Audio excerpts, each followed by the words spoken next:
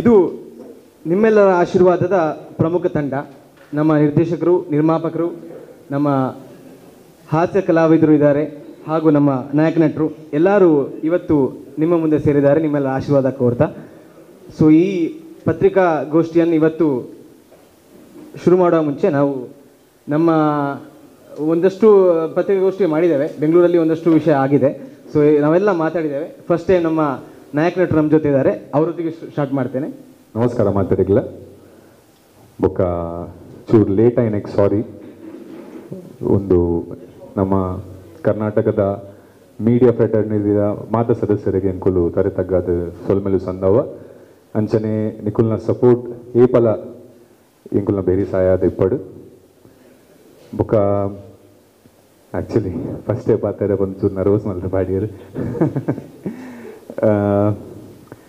ಈತು Arvind Bolar sir ಲೆಕ್ಕ experience ಜನ ಎನ್ನ ಬರೀಟು ಕುಲ್ನಾಗನೇ ನಿಂಗ್ಲಿಕ್ಕೆ ಚೂರು ದಗ ದಗ ತಿಗಲ್ ಹಾಕಿಲಿಕ್ಕೆ ಹಾಕೊಂಡು ಬೊಕ್ಕ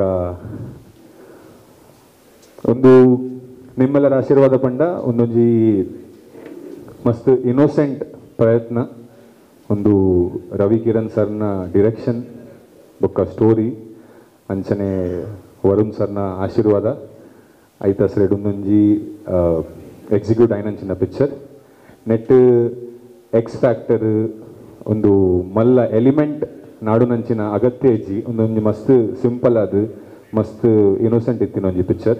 ಸೊ ನಿಕುಲ್ ಮಾತಿರ್ಲ ಒಂದು ಪಿಕ್ಚರನ್ನು ಸಪೋರ್ಟ್ ಮಾಡ್ಕೊಡು ಬೊಕ್ಕ ಎಂಕುಲ್ದಲ್ಲ ಮಲ್ಲ ಎಕ್ಸ್ಪೀರಿಯನ್ಸ್ ಮಲ್ಲ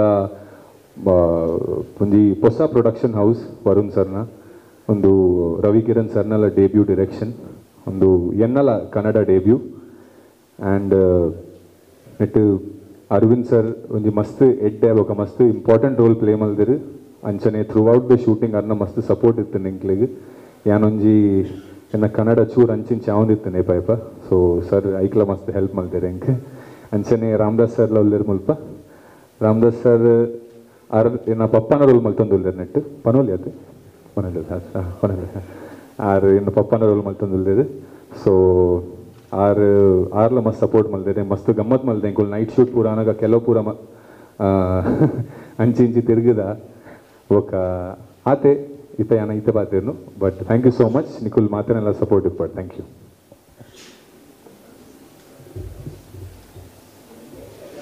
ಧನ್ಯವಾದ ಪ್ರದೀಕ್ ಶೆಟ್ಟಿ. ಸೊ ಇದು ನಮ್ಮ ನಾಯಕ ನಟರು ಹೇಳುವಂಥ ವಿಷಯ. ಮೊದಲ ಬಾರಿಗೆ ಕನ್ನಡ ಚಿತ್ರದಲ್ಲಿ ಮಾಡ್ತಾ ಇದ್ದಾರೆ, ಒಂದು ದೊಡ್ಡ ಮಟ್ಟದಲ್ಲಿ ಪಾದಾರ್ಪಣೆ ಆಗ್ತಾ ಇದೆ. ನಿಮ್ಮೆಲ್ಲರ ಆಶೀರ್ವಾದ ಮತ್ತು ಅವರು ಕೋರ್ತಾ ಮುಂದೆ ನಮ್ಮ ತುಳುನಾಡಿನಲ್ಲಿ ತುಳು ಚಿತ್ರರಂಗವನ್ನು ತುಳು ಚಿತ್ರವನ್ನು ಒಂದು ದೇಶಾದ್ಯಂತ ವಿದೇಶದಾದ್ಯಂತ ಜನ ಇವತ್ತು ನೋಡ್ತಾರೆ ಅಂತ ಹೇಳಿದರೆ ಅದಕ್ಕೆ ಒಂದಷ್ಟು ಕಲಾವಿದರು, ನಮ್ಮ ಚಿತ್ರತಂಡದವರು, ಚಿತ್ರ ರಂಗದಲ್ಲಿ ಇದ್ದ ಕಲಾವಿದರು ಕಾರಣ. ಆ ಕಾರಣವಾದದ್ರಲ್ಲಿ ನಮ್ಮ ತುಳುನಾಡ ಮಾಣಿಕ್ಯ ಅರವಿಂದ್ ಬೋಲಾರ್ ಕೂಡ ಒಬ್ಬರು. ಇವತ್ತು ಕನ್ನಡ ಚಿತ್ರದಲ್ಲಿ ನಮ್ಮ ತುಳು ನಟರು ನಟಿಸ್ತಾ ಇದ್ದಾರೆ ಅಂತ ಹೇಳಿದರೆ ಎಲ್ಲರೂ ನೋಡುವಂಥ ವಿಷಯ, ಎಲ್ಲರೂ ನೋಡಿ ತುಳುನಾಡಿನ ಒಂದಷ್ಟು ಪ್ರತಿಭೆಗಳು ಕನ್ನಡ ಚಿತ್ರದಲ್ಲಿ ಇದೆ ಅಂತ ತುಂಬ ಜನ ಹೊಗಳ್ತಾರೆ. ಸೊ ಅವತ್ತು ಇವತ್ತು ಇರುವಂತಹ ಆ ವ್ಯತ್ಯಾಸ ಅದನ್ನು ತಂದಂತಹ ನಮ್ಮ ತುಳುನಾಡ ಮಾಣಿಕ್ಯ ಅಂತಲೇ ಹೇಳ್ಬೋದು. ನಮ್ಮ ಅರವಿಂದ್ ಬೋಳಾರ್ ಸರ್ಗೆ ರಡ್ಡ ಪಾತ್ರ ಒಂಜಿ ಫಿಲ್ಮದ ಬಗ್ಗೆ ಒಂದೆರಡು ಮಾತು ಮಾತಾಡಬೇಕು ಅಂತ ಕೇಳ್ತಾ ಇದ್ದೇನೆ. ದೃಶ್ಯ ಮಾಧ್ಯಮದವರಿಗೂ ಹಾಗೂ ಪತ್ರಿಕಾ ಮಾಧ್ಯಮದವರಿಗೂ ಮೊದಲಾಗಿ ಕೈ ಜೋಡಿಸಿ ವಂದಿಸ್ತಾ ಇದ್ದೇನೆ. ಯಾಕೆಂತ ಹೇಳಿದರೆ ಯಾವ ಚಿತ್ರ ಬರಲಿ ಅದನ್ನು ಮೊದಲು ಅದರ ಮಾಹಿತಿ ತಿಳಿಸುವುದು ಪತ್ರಿಕಾ ಮಾಧ್ಯಮದವರು, ದೃಶ್ಯ ಮಾಧ್ಯಮದವರು. ಹಾಗಾಗಿ ನಿಮ್ಮೆಲ್ಲರ ಆಶೀರ್ವಾದ ಮೊದಲು ಇದಕ್ಕೆ ಬೇಕು, ಆನಂತರ ಕಲಾಭಿಮಾನಿಗಳ ಆಶೀರ್ವಾದ. ಹಾಗಾಗಿ ಈ ಚಿತ್ರದಲ್ಲಿ ನಾನೊಂದು ನನ್ನ ಪಾತ್ರ ಅಂತ ಹೇಳಿದರೆ ಹೆಡ್ ಕಾನ್ಸ್ಟೇಬಲ್ ಪಾತ್ರ ಹೇಳ್ಬೋದು. ಯಾಕೆಂತ ಹೇಳಿದರೆ ನನ್ನ ಫೋಟೋ ನೋಡುವಾಗಲೇ ಗೊತ್ತಾಗ್ತದೆ ಈ ಮನುಷ್ಯ ಹೆಡ್ ಕಾನ್ಸ್ಟೇಬಲ್ಲು ಆಗಿಬಿಟ್ನ ಅಂತ.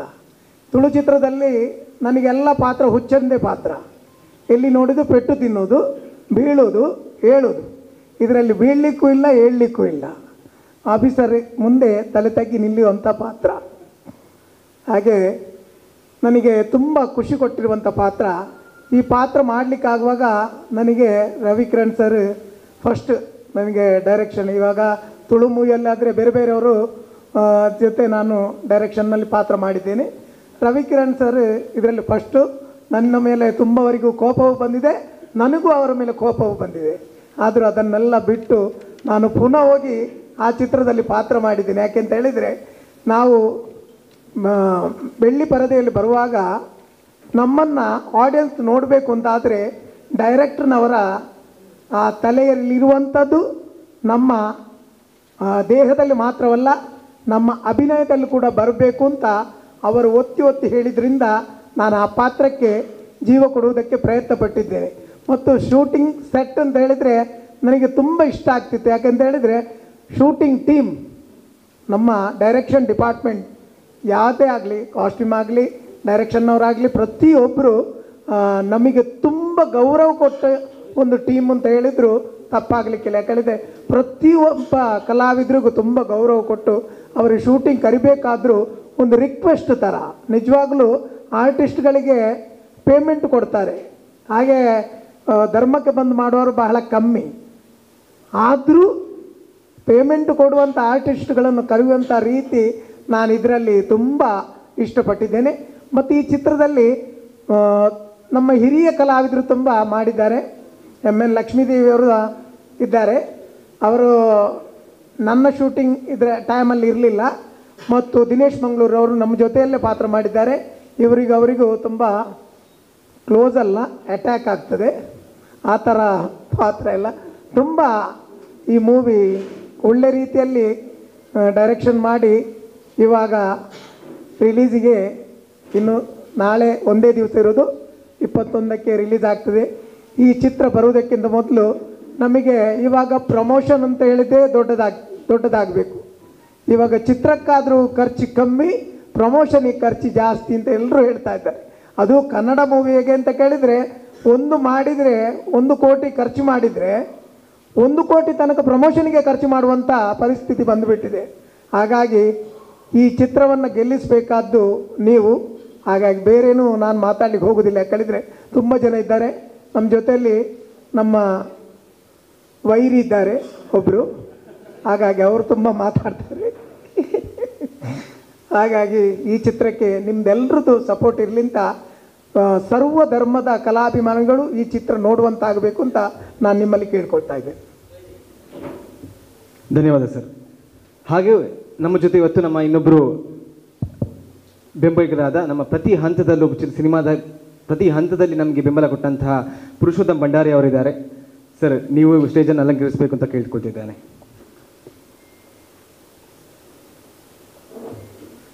ಮುಂದೆ ಒಂದಷ್ಟು ಕನ್ನಡ ಚಿತ್ರ, ಒಂದಷ್ಟು ತುಳು ಚಿತ್ರದಲ್ಲಿ ಒಂದು ಮೊಟ್ಟೆ ಕಥೆಯಿಂದ ಹಿಡಿದು ಚಾರ್ಲಿ ಆಗಿ ಕಾಂತಾರದಲ್ಲೂ ಕೂಡ ಮಿಂಚಿರುವಂಥ ನಮ್ಮ ತುಳುನಾಡ ಪ್ರತಿಭೆ ಅಂತ ಹೇಳ್ಬೋದು, ನಮ್ಮ ಹಿರಿಯ ಕಲಾವಿದರು ಮೈಮ್ ರಾಮದಾಸ್ ಸರ್ ಅವರಿದ್ದಾರೆ.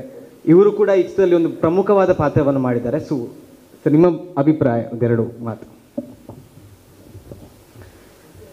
ನಮಸ್ಕಾರ. ಅರವಿಂದನ ಹೇಳಿದ ಹಾಗೆ ನಿಮ್ಮೆಲ್ಲರ ಆಶೀರ್ವಾದದಿಂದ ಸಿನಿಮಾ ಮುಂದಡಿ ಇಡ್ತಾ ಇದೆ. ನಾಳೆ ಪ್ರೀಮಿಯರ್ ಶೋ, ಮುಂದೆ ಒಂದಷ್ಟು ಪ್ರದರ್ಶನಗಳ ಕಾಣ್ತಾ ಇದೆ. ನಾನು ಒಬ್ಬ ಮಾಧ್ಯಮದಲ್ಲಿ ಕೆಲಸ ಮಾಡ್ತಾ ಇರುವುದರಿಂದಾಗಿ ಇಡೀ ಒಂದು ಚಿತ್ರತಂಡಕ್ಕೂ ಬಹುಶಃ ಆ ಭರವಸೆಯನ್ನು ನಾನು ಕೂಡ ಕೊಡಬಲ್ಲೆ. ಮಾಧ್ಯಮಗಳು ಈ ಹಿಂದಿನಿಂದಲೂ ಕೂಡ ನಮ್ಮ ಸ್ಥಳೀಯ ಪ್ರತಿಭೆಗಳು ಮತ್ತು ಸ್ಥಳೀಯ ಜನರು ಮಾಡುವಂಥ ಸಿನಿಮಾಗಳಿಗೆ ಬಹಳಷ್ಟು ಬೆಂಬಲವನ್ನು ಕೊಟ್ಟಿದ್ದಾರೆ. ಈ ಒಂದು ಸಂದರ್ಭದಲ್ಲೂ ಕೂಡ ಅದೇ ಬೆಂಬಲ ನಮ್ಮ ತಂಡಕ್ಕೆ ಸಿಗ್ತದೆ ಅನ್ನುವಂಥ ಭರವಸೆ ನನಗೂ ಕೂಡ ಇದೆ. ಸಿನಿಮಾ ಬಹಳ ಚೆನ್ನಾಗಿದೆ. ಬಹಳ ಸಿಂಪಲ್ ಆದಂಥ ಒಂದು ಸ್ಟೋರಿಯನ್ನು ಭಾಳ ಸಿಂಪಲಾಗಿ ಹೇಳ್ತಾ ಹೋಗಿದ್ದಾರೆ. ಯಾವುದೇ ರೀತಿಯ ಬರ್ಬರತೆಗಳು ಇಲ್ಲ. ಸಂಗೀತ, ಫೈಟ್ ಅಥವಾ ಲವ್ಗಳು ಅದು ಇದು ಅಂತ ಇಲ್ಲ.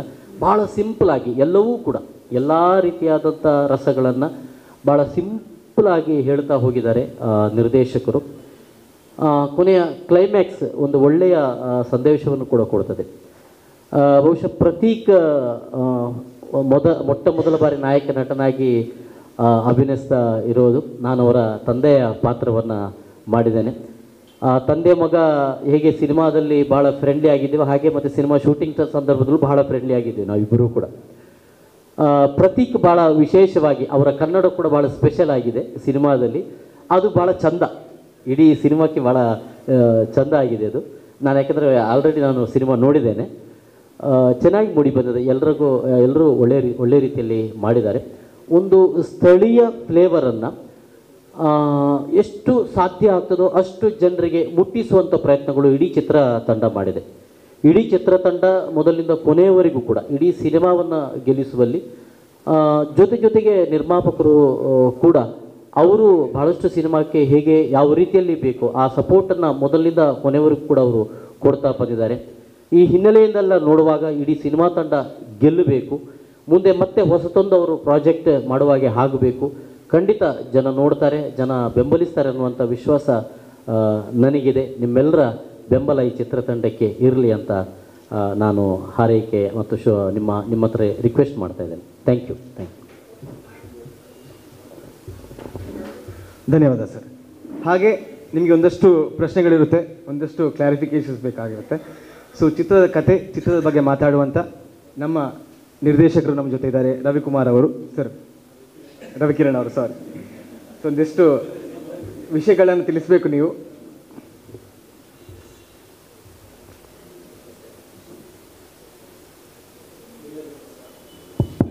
ಹಲೋ, ಎಲ್ಲರಿಗೂ ನಮಸ್ಕಾರ.